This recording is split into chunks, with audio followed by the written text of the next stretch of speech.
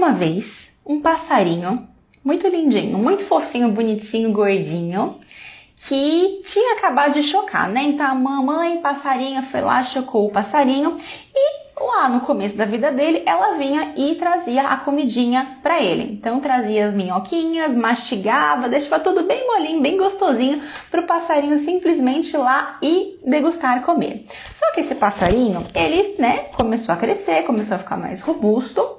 E logo a mamãe dele falou assim: meu querido filho, agora chegou o momento de você ir para a vida, né? Vá que mamãe vai cuidar de outras coisas. Tá? Botou ele para correr e ele teve que ir atrás da vida. Ele teve que sair, ele teve que aprender a voar, ele teve que aprender a construir o próprio ninho. E o que acontece? No início da vida do passarinho, ele é muito imaturo, ele é muito romântico, ele acha que ele simplesmente vai viver e bater as asinhas e as minhoquinhas vão estar fáceis, né? E a vida vai ser isso. E aí ele, né, começa então a escolher os primeiros galhos para fazer o ninho dele e para dar a continuação da espécie ali dele. Aí ele começa escolhendo um galho específico, vai lá, acha que vai dar tudo certo, começa a fazer o ninho dele. Daqui uns 2 dias, esse galho quebra e ele cai no chão. E ele estapela a asa. E dói. Ele não tinha ideia do quanto doía, porque ele nunca tinha passado por aquilo. A mãe dele não falou que era assim, que era a vida, né? Ele só nasceu no ninho, o ninho estava pronto, ele não sabia que era assim. E aí ele ficou muito machucado, o ninho desfez inteiro, e aí ele, né, levou um tempo para se recompor a asinha dele. Depois, passado alguns dias, né, que ele começou a se recompor, ele foi catar e foi buscar outro galho, né, já mais receoso. E aí ele escolheu esse outro galho aleatoriamente, da mesma forma como ele escolheu o primeiro. E depois de uns dias, ele construiu o ninho, pá! Aconteceu uma chuva, um raio, né, cortou o raio e ele caiu, se estatelou de novo. E aí, minhas deusas, o que acontece é que ele passou por esse processo, foi escolher um outro galho, e aí o outro galho quebrou, e aí depois esse processo de novo, e aí ele foi escolher outro galho, e aí depois de algum tempo, depois de algumas escolhas, esse passarinho começou a ter alguns aprendizados muito importantes que fizeram ele deixar de ser um passarinho bebê imaturo para um passarinho maduro, jovem, robusto, sábio. Eu chamo isso de sabedoria. A sabedoria é essa questão de a gente associar a nossa intuição, aquela voz interna feminina que existe em nós, né? Com as experiências da vida que vão nos dando essa malícia. Lembra? Eu falei, a malícia ela é importante. Faz a gente deixar de ser menina e passar a ser mulher. Se nós não adquirimos essa malícia, a gente vive quebrando a nossa cara ou então a gente se fecha. O passarinho conseguiu adquirir essa malícia, essa sabedoria. Quais foram os 3 aprendizados, os 3 passos que eu quero passar para você, que mudaram a vida dele e que fizeram ele conseguir escolher um belíssimo galho e fazer um belíssimo ninho, né? Chamar a passarinha para que eles pudessem procriar ali e dar continuação para seus ovinhos. Primeiro passo, depois de muitos tombos, né? Ele entendeu que não dava mais para escolher os galhos aleatoriamente ou com os mesmos pré-requisitos que ele escolhia. Ele percebeu que ele estava escolhendo os galhos de uma forma superficial. Ele estava olhando, se o galho era bonitinho, se ele era tortinho, se ele não era, se tinha um solzinho ali, a cor da madeira, os bichinhos. Ele estava olhando coisas muito superficiais. Quando ele percebeu que ele precisava olhar coisas mais profundas, que tipo de madeira era, que tipo de árvore era? Era uma árvore robusta, sólida, com raízes, capaz de aguentar a chuva, capaz de aguentar sol do meio-dia, né, 30, 40 graus? A envergadura do galho também é mais para a direita, é mais para a esquerda, porque dependendo de quanto for a envergadura, tem mais o risco de quebrar ou não. O que eu quero dizer com isso, minhas deusas? O primeiro passo para a gente parar de sofrer no amor, né? São 3, calma lá. Mas o primeiro passo é a gente passar a escolher melhor. Porque o que acontece é que muitas vezes a gente, no início da nossa vida, a gente escolhe aleatoriamente ou escolhe com base em características superficiais. Ai, o homem é bonito. Quando a gente é adolescente é assim, né? Bonitinho. Se for bonitinho, tem dinheiro, tem status, paga a conta, passa na minha casa para me levar de carro pro encontro. Com o que ele trabalha? É amigo de amigo? É da mesma classe social que eu? Eu não tô dizendo que essas coisas são ruins, tá? Pode até ter, mas Deus, às vezes isso é bônus, isso não é a profundidade do que a gente deveria olhar num homem para ver se ele vai quebrar ou não. Não é isso que vai fazer ele quebrar ou não. Não é isso que vai mostrar para nós se ele é um homem de valor ou não. A gente precisa olhar as raízes dele, assim como o passarinho tem que olhar as raízes da árvore para ver se ela é boa. Se ela não vai quebrar, se essa madeira ela é resistente, entende? Quais são as raízes, quais são os valores, quais são as atitudes e condutas que esse homem demonstra que ele não vai quebrar a qualquer momento, que ele não vai fugir a qualquer momento. Então, a forma como nós estamos escolhendo os homens precisa mudar. Se você sempre faz... E aí eu quero que você pare para você observar, né? Esse é um primeiro ponto. Você vai entrar num aplicativo de relacionamento, por exemplo. Quais são os fatores que você está levando em consideração para dar um match, para conversar, para ter um encontro? Se você nunca parou para pensar nisso, isso já é um sinal de que você não está fazendo umas escolhas muito conscientes na sua vida, com sabedoria, porque a gente tem que parar para pensar. É uma escolha importante. Se você quer um relacionamento com um homem de valor e não quer ter que depender da sorte para isso, precisam existir pré-requisitos para chegar nesse relacionamento. Lá, desde a forma como a gente dá o match no aplicativo. Então, o que você está olhando? O que você observa quando você vai conversar com esse homem? Ou você está simplesmente querendo ser aceita e ser agradável para que ele possa te escolher? Você está fazendo o contrário, né? Tipo, o passarinho torcendo pro galho aceita ele, assim. Não que isso não aconteça também, né? O homem também tem que te escolher, mas no final das contas, a gente precisa fazer essa nossa parte de filtrar melhor, de selecionar melhor. Porque se a gente só selecionar as maçãs podres, os mesmos perfis de homem, por que os resultados seriam diferentes na nossa vida? Não são. Dá uma olhadinha nos seus relacionamentos aí, os caras que mais mexeram com você, identifique o padrão para perceber de repente aonde que você pode estar se sabotando nessa história, tá? Esse foi o primeiro passo, o primeiro aprendizado do passarinho. Qual que foi o segundo aprendizado, o segundo passo? Ele se deu conta que a cada vez que ele caía, doía menos. Muito louco isso, né?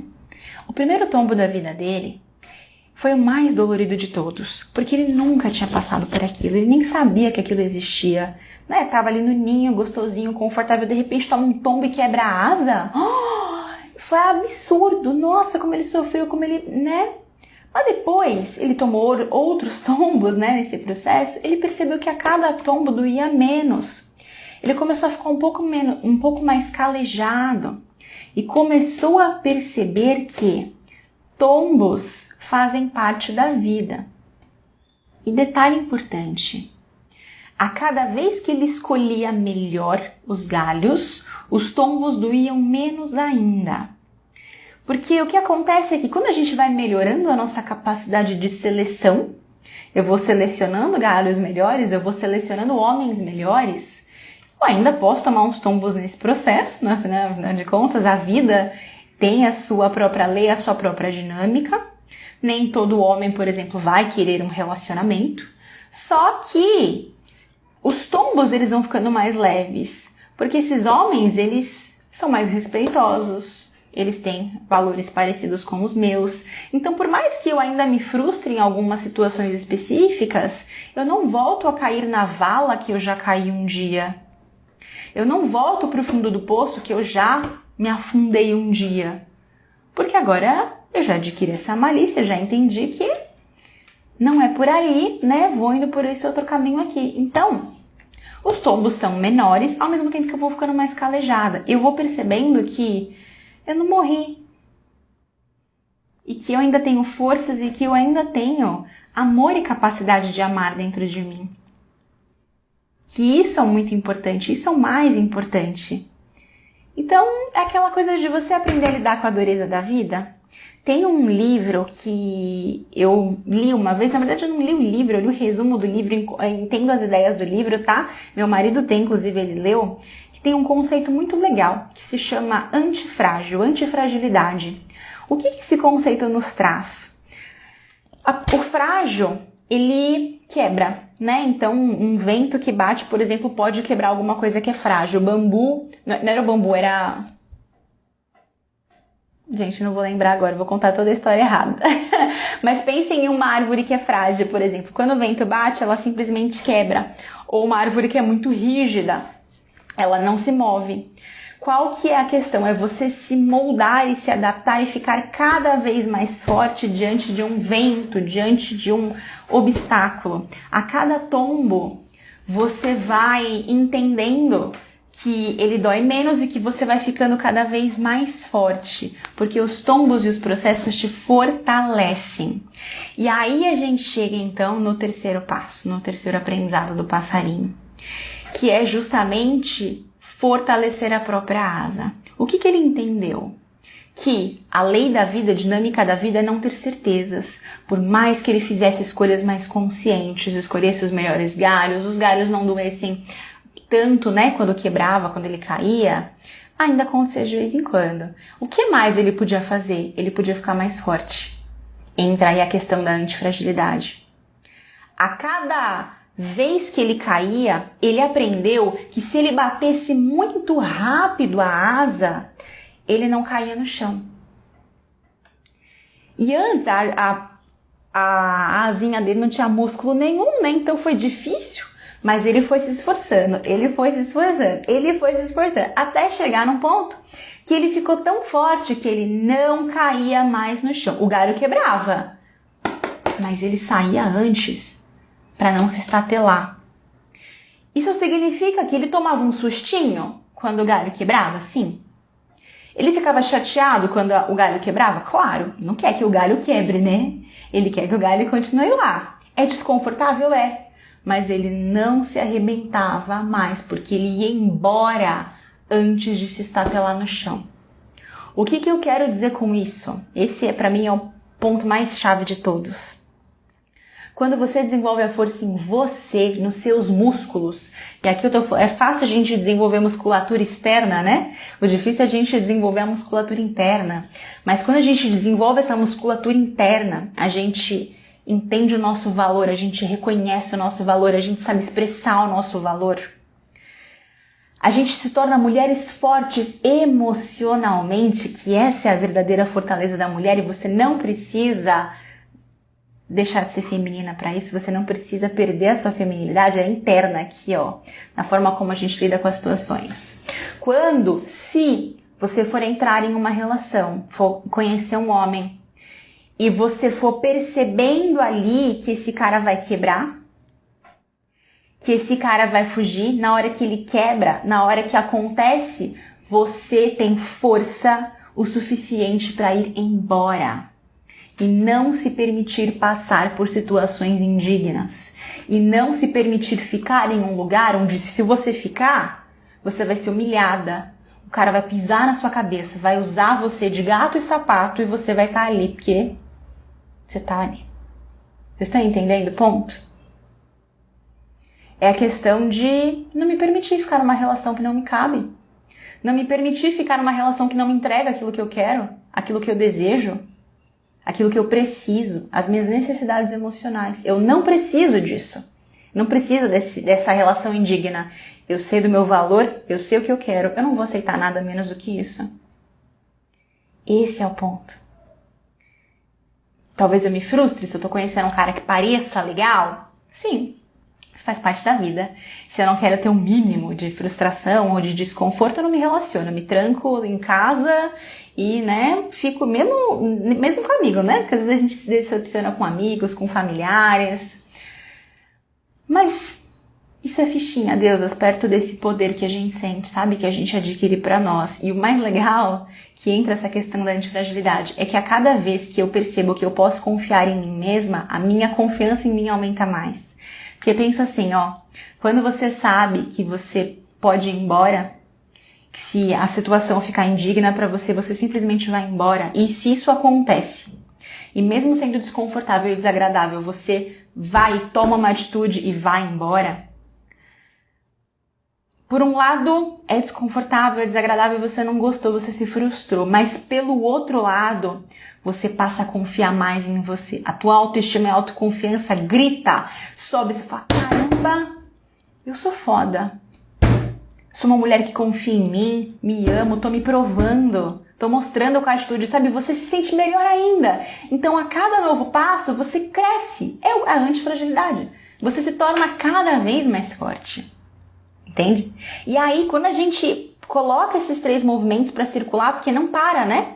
Vai indo um, o outro, o outro, é inevitável que você consiga um relacionamento com um homem de valor sem depender da sorte. Só que dessa vez, ó, com a sua cerquinha bonitinha ali, onde você vai abrir e fechar quando você achar que tem que abrir e fechar. Vai fechar para os caras errados, se você eventualmente deixar passar um cara errado pra dentro da sua cerca, você convida ele pra sair. Não, meu filho, aqui não é casa da mãe Joana, não. Vai começar a fazer bagunça na minha vida? Põe embora. Põe embora, entende? Isso muda tudo, meus amores. Isso faz com que a gente consiga ir mais leve pra vida. Que esse medo não nos bloqueie mais, com que não nos trave mais, porque a gente traz esse poder pra nossa mão. A gente traz essa responsabilidade pra gente, de, poxa, eu sou responsável pelos meus sentimentos.